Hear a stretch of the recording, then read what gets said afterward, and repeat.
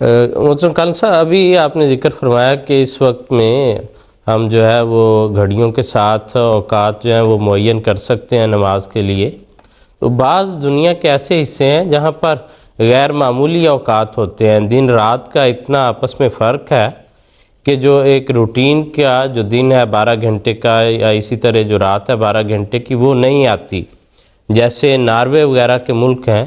ان علاقوں میں پھر کس طرح نمازوں کا وقت مقرر کیا جا سکتا ہے؟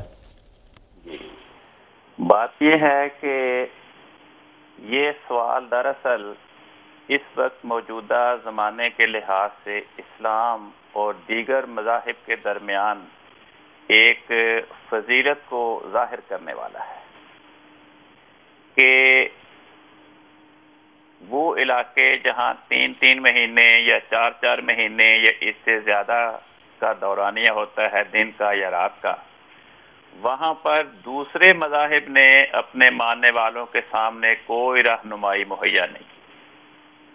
ہر مذہب میں عبادات کا حکم پایا جاتا ہے۔ ہندوؤں میں سندھیا کی عبادت ہے، ہر ہفتے کرنی ہوتی ہے۔ تو اگر وہاں پہ عام نارمل علاقوں کے لحاظ سے دیکھا جائے تو وہ کیسے ادا کریں گے؟ عیسائیوں نے بھی ہر اتوار کو سنڈے سروس کرنی ہوتی ہے، تو وہ کس طرح کریں گے؟ تو یہ ساری باتیں ایسی ہیں کہ ان کا جواب دنیا کی کسی مذہب کی الہامی کتاب میں موجود ہی نہیں ہے۔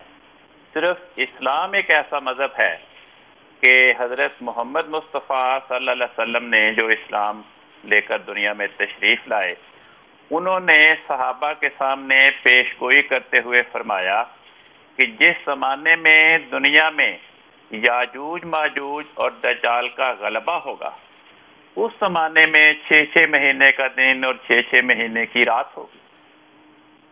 جب یہ بات سنی صحابہ نے تو بڑی حیرانگی ہوئی۔ انہوں نے سوال کیا کہ یا رسول اللہ، جب 6 مہینے کا دن اور 6 مہینے کی رات ہوگی تو پھر ہم نماز روزے کا کیا کریں گے؟ آپ نے فرمایا اقدروا لہ قدرہ۔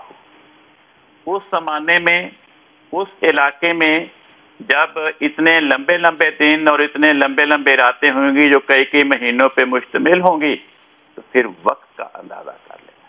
جو یہاں نارمل علاقوں کے اوقات ہیں، ان علاقوں کے اوقات کے لحاظ سے وہاں اتنے گھنٹے گزار کر نمازوں کی تعیین کر لینا۔ اب اس میں بھی ایک اور بڑی حکمت پائی جاتی ہے۔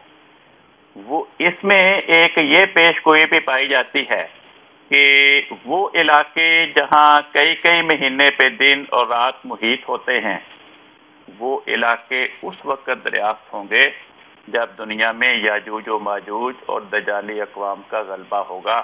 اس غلبے کے زمانے میں مسیح موعود کا ظہور ہوگا۔